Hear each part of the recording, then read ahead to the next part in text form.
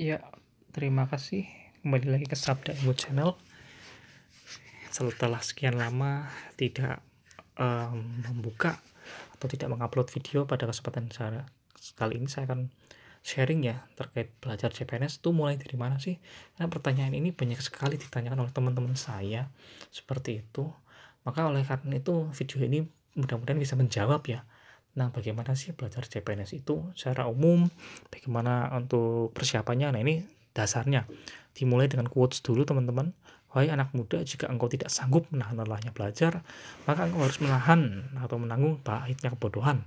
Dan juga quotes yang kedua yaitu Anda harus belajar aturan permainan dan kemudian Anda harus bermain lebih baik dari orang lain. Seperti itu, teman-teman. Tentunya dalam peraturan ini juga penting dalam seleksi CPNS sendiri ataupun seleksi yang serupa, bahwasanya kita harus mengetahui peraturan mainnya seperti apa, dan kalau bisa kita harus bisa lebih baik dari orang lain dengan mempersiapkan dengan lebih baik. Kemudian quotes terakhir yaitu saya belajar bahwa keberanian tidak akan pernah absen dari ketakutan, tetapi mereka yang berhasil menang atas itu. Orang berani bukan mereka yang tidak pernah merasa takut, tetapi mereka yang bisa menaklukkan rasa takut itu. Nah, itu quotes-nya singkat. Nah, belajar terkait peraturan mana sih yang digunakan?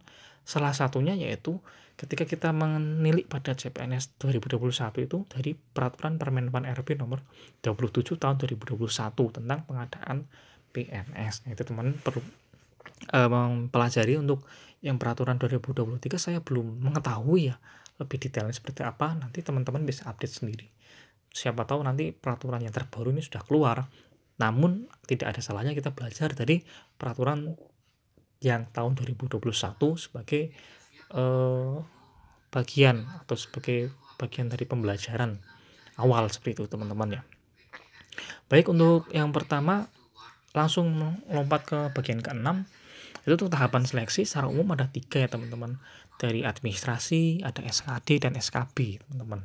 Nah, untuk mengawali ini sendiri, yang pertama untuk dalam rangkaian itu yaitu nanti di web SSCASN, nanti teman-teman bisa login di situ, kemudian memasukkan administrasi atau persyaratan teknis yang dibutuhkan. Nah, ini sudah dijelaskan di sini bagaimana adalah dokumen diunggah sesuai dengan persyaratan pelamar. Nah, ini kemudian untuk seleksi administrasi sendiri dilakukan oleh panitia seleksi, kemudian juga persyaratan administrasi pelamar dapat dinanyakan tidak lulus ketika tidak sesuai dengan persyaratan seperti itu, teman.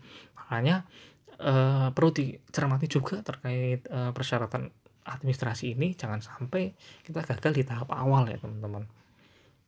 Nah, kemudian juga untuk ketika kita gagal atau ada kita juga bisa mengajukan masa sanggah atau ketika kita mau menyanggah hasil dari seleksi administrasi ini dengan waktu paling lama 3 hari setelah diumumkan, dan nanti hasilnya akan diumumkan 7 hari setelah masa sanggah itu selesai ya, teman-teman.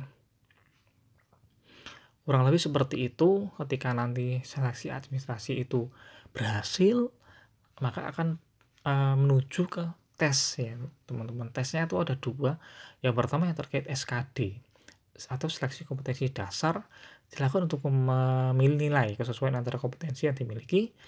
Yang pertama ada tes wawasan kebangsaan, tes intelijensi umum, dan tes karakteristik pribadi ya, teman-teman. Ini standar sih, biasanya 3 ini yang diujikan. Yang pertama untuk materi SKD sendiri terdiri dari 4 materi, teman-teman. Yang pertama dari nasionalisme dengan tujuan mampu mewujudkan kepentingan nasional, kemudian juga materi tentang integritas, menjunjung tinggi kejujuran, ketangguhan, dan komitmen. Kemudian juga materi bela negara dengan tujuan aktif dalam mempertahankan eksistensi bangsa dan negara. Dan yang terakhir ada pilar negara ya, teman-teman. Karakteristik positif melalui pemahaman dan pengamalan nilai. Kemudian untuk TIU sendiri, yang pertama ada kemampuan verbal dari analogi atau kemampuan individu dalam perbandingan, kemudian juga ada silogisme dan juga analitis dengan tujuan mengukur kemampuan individu.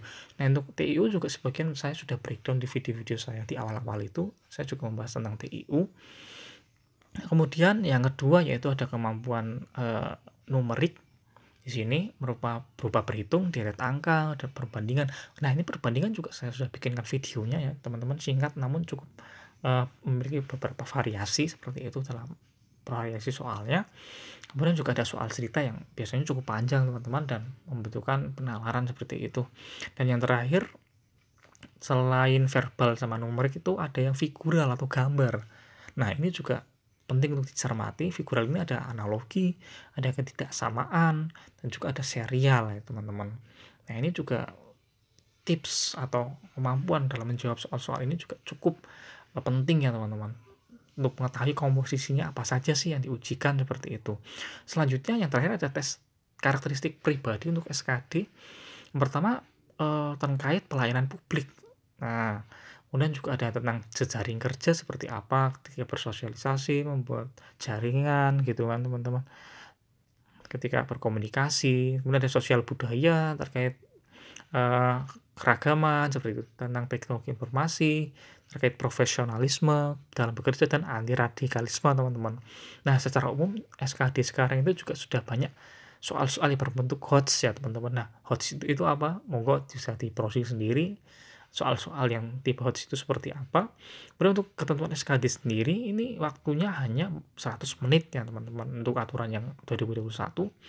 Nah, untuk jumlah soal dan kawan-kawannya biasanya juga ditetapkan dalam peraturan Permenpan RP biasanya.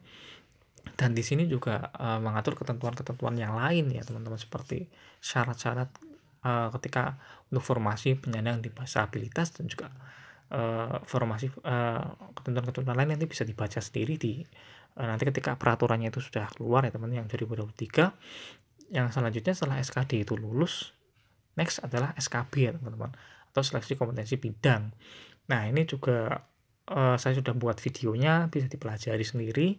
Saya hanya akan mengupas secara singkat saja. Untuk SKB sendiri merupakan sistem CAT, juga sama bukan sistem CAT ya, teman-teman, atau The Computer Assistant Test. Kemudian untuk materi SKB sendiri secara umum ada dua, ada materi jabatan fungsional yang dibikin oleh rumpun fungsional, dan juga jabatan pelaksana yang dibikin oleh bisa menggunakan soal SKB sesuai rumpun jabatan fungsional terkait ya, teman-teman. Nah, selain materi tersebut, materi SKB itu juga dapat berupa ada psikotes, ada TPA, potensi bahasa asing, kesehatan, kesamaptaan, dan lain-lain ya, teman-teman. Jadi untuk beberapa instansi juga selain ada 2 tes SKD SKB, juga kadang menambahkan tes-tes yang lain seperti itu ya, teman-teman. Nah, ini ada beberapa ketentuannya terkait SKB, teman-teman bisa dipelajari sendiri nanti di peraturannya. Secara umum bobot paling rendah 50% ya dari nilai SKB dengan sistem CAT ya, teman-teman. Jadi sistem CAT ini tetap prestasinya cukup tinggi ya, teman-teman.